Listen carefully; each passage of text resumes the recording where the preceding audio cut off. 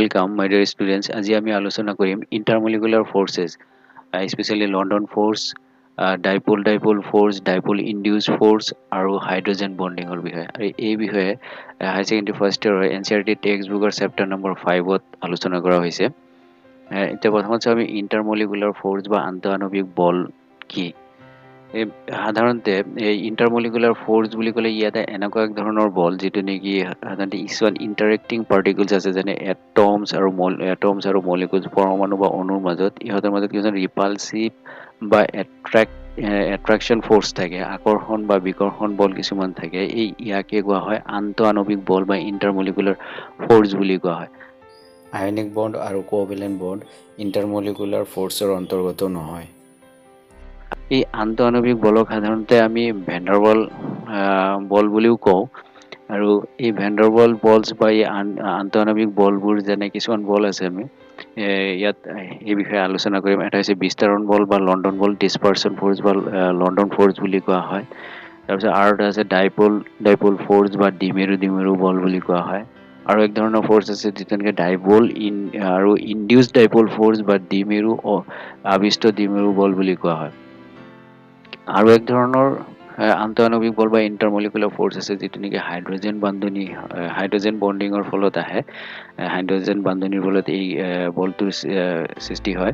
আৰু এই হাইড্ৰজেন বান্ধনি বা এই হাইড্ৰজেন বণ্ডিংটো এক প্ৰকাৰ হৈছে আমাৰ ভেৰি ষ্ট্ৰং আমাৰ ডাইপল ইণ্টাৰেকশ্যন বুলি ক'ব পাৰি।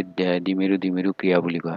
এতিয়া এটাকে চাওঁ যে যিকেইটা আমি ইয়াত দেখিলোঁ ইণ্টাৰমলিকুলাৰ ফ'ৰ্চ এটাকে আমি আলোচনা কৰিম। প্ৰথমতে আমি চাওঁ বিস্তাৰণ বল বা লণ্ডন বল বুলিলে আমি কি বুজো। এতিয়া আমি এই চিত্ৰত দেখিবলৈ পাইছোঁ এটম এ আৰু এটম বি। এটম এ আৰু এটম বি দুয়োটাৰ যদি আমি আকৃতি চাওঁ একদম চিমেট্ৰিকেল, সম্পূৰ্ণৰূপে দুয়োটা গোলাকাৰ আকৃতিতে আছে।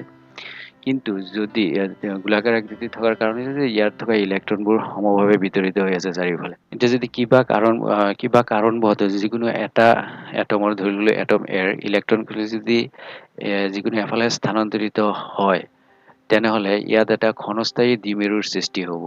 আৰু এই চিত্ৰত দেখিবলৈ পাইছোঁ দ্বিতীয় ভাগত ক্ষণস্থায়ী মেৰুৰ যেতিয়া এটা এটমত যদি ক্ষণস্থায়ী মেৰুৰ সৃষ্টি হয় তেনেহ'লে ইয়াৰ কাষত থকা এটম বিটোতো আমি দেখিবলৈ পাম তেতিয়া এটা ক্ষণস্থায়ী ইয়াৰ এই প্ৰভাৱৰ ফলত এটম বিটো এটা ক্ষণস্থায়ী মেৰুৰ সৃষ্টি হ'ব। গতিকে এই যদি আমি দুটা ক্ষণস্থায়ী মেৰুৰ মাজত এটা ইহঁতৰ মাজত এটা আকৰ্ষণ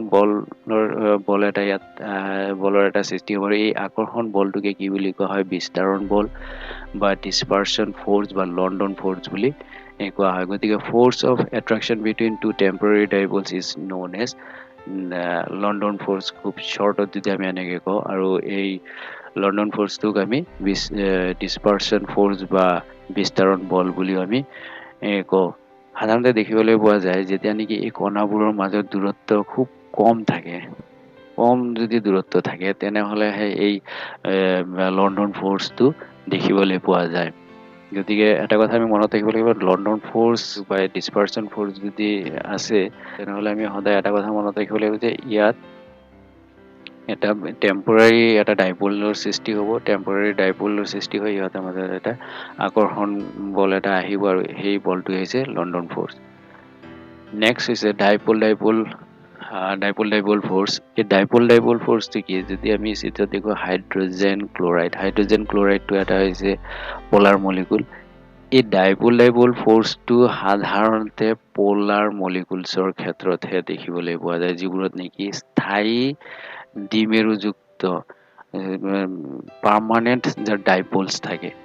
পাৰ্মানেণ্ট ডাইপলছ থকা অণুবোৰৰ ক্ষেত্ৰতহে বল বা ডাইপল ফ'ৰ্চ দেখিবলৈ পোৱা যায়। চিত্ৰত দেখিবলৈ পোৱা গৈছে যে HCl-ত সাধাৰণতে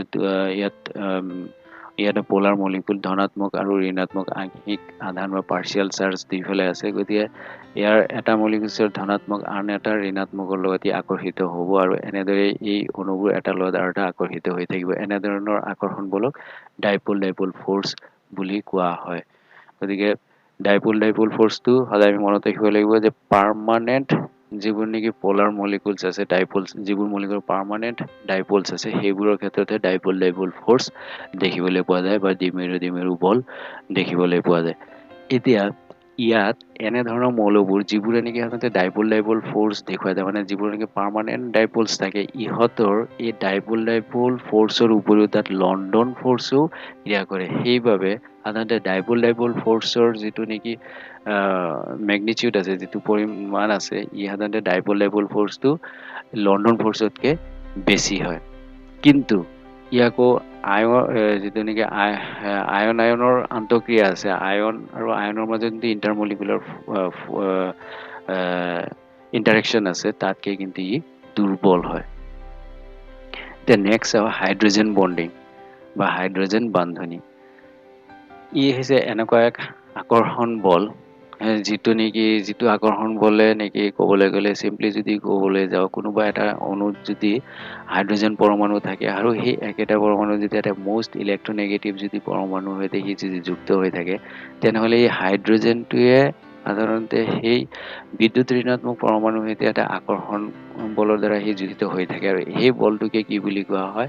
হাইড্ৰজেন বান্ধনি বুলি কোৱা হয়। গতিকে ক'ব পাৰি hydrogen bond can be defined as the attractive force which bind hydrogen atom of one molecule with the electronegative atom, for example fluorine, oxygen, nitrogen of another molecule. Chlorine, sulfur and phosphorus can also involve in hydrogen bonding. গতিকে যি আকৰ্ষণ বলে এটা অণুত থকা hydrogen পৰমাণুক আন এটা অণুত থকা বিদ্যুৎ ঋণাত্মক অণু যেনে ফ্ল'ৰিন, অক্সিজেন আৰু নাইট্ৰজেন এটাৰ সৈতে যুঁজিত কৰি ৰাখে, সেই আকৰ্ষণ বলকে হাইড্ৰজেন বল বুলি কোৱা হয়। গতিকে ফ্ল'ৰিন, অক্সিজেনৰ আৰু নাইট্ৰজেনৰ কথা কৈছে, তাৰোপৰি দেখা গৈছে ক্ল'ৰিন, ছালফাৰ আৰু ফছফৰাছ থাকিলেও এই হাইড্ৰজেন বণ্ডিংটো হয়। এতিয়া উদাহৰণ এটাৰ সহায়ত বুজিবলৈ চেষ্টা কৰোঁ। HX, ইয়াত X হৈছে এটা ইলেক্ট্ৰনেগেটিভ এলিমেণ্টছ, ই হৈছে এটা ধ্ৰুৱীয় অণু। ইয়াৰ এফালে পাৰ্চিয়েল চাৰ্জ ঋণাত্মক নেগেটিভ পাৰ্চিয়েল চাৰ্জ থাকিব আৰু এফালে ধনাত্মক পজিটিভ পাৰ্চিয়েল চাৰ্জ থাকিব। এতিয়া এই পলাৰ মলিকুলছটো এতিয়া যদি আমি চাওঁ, তেনেহ'লে ইয়াৰ পজিটিভ পাৰ্টে ঋণাত্মক পাৰ্টটোৰ লগত, স্পেচিয়েলি পজিটিভ পাৰ্ট হৈছে হাইড্ৰজেনটো সাধাৰণতে ধনাত্মক হয়, কাৰণ ইয়াত এক্সটো যিহেতু মষ্ট ইলেক্ট্ৰনেগেটিভ দেন হাইড্ৰজেন, গতিকে এক্সৰ বিদ্যুৎ ঋণাত্মক গুণ বেছি হোৱাৰ কাৰণে ইলেক্ট্ৰনছবোৰ এক্সৰ পিনে বেছিকৈ থাকিব, আৰু ইয়াৰ ফলত এক্সৰ ওপৰত এটা পাৰ্চিয়েল নেগেটিভ চাৰ্জ থাকিব।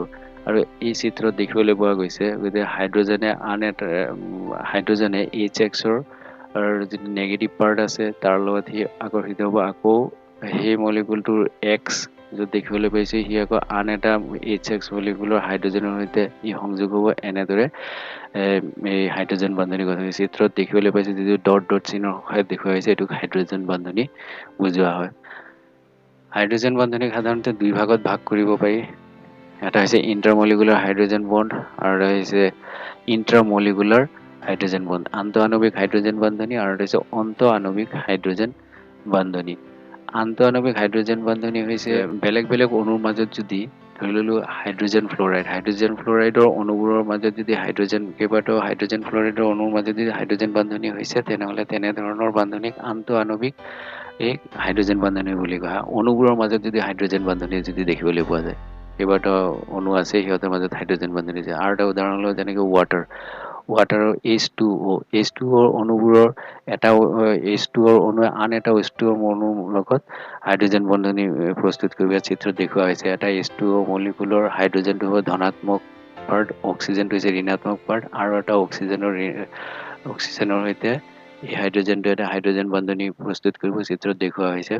গতিকে এনেধৰণৰ বান্ধনিক আন্তঃআণৱিক হাইড্ৰজেন বান্ধনি বুলি কয়। আৰু এটা হৈছে ইণ্ট্ৰামলিকুলাৰ হাইড্ৰজেন বান্ধনি বা অন্তঃআণৱিক হাইড্ৰজেন বান্ধনি হৈছে একেটা অণুৰ মাজতে যদি হাইড্ৰজেন বণ্ড ফৰ্ম হয়, যেনে ইয়াত দিয়া হৈছে অৰ্থ নাইট্ৰ ফিনল মলিকুলৰ ক্ষেত্ৰত, ইয়াত একেটা মলিকুলৰ ভিতৰতে হাইড্ৰজেন বান্ধনি দেখিবলৈ পোৱা গৈছে। এনেধৰণৰ বান্ধনিক ইণ্ট্ৰামলিকুলাৰ হাইড্ৰজেন বান্ধনি বা অন্তঃআণৱিক হাইড্ৰজেন বান্ধনি বুলি কোৱা হয়।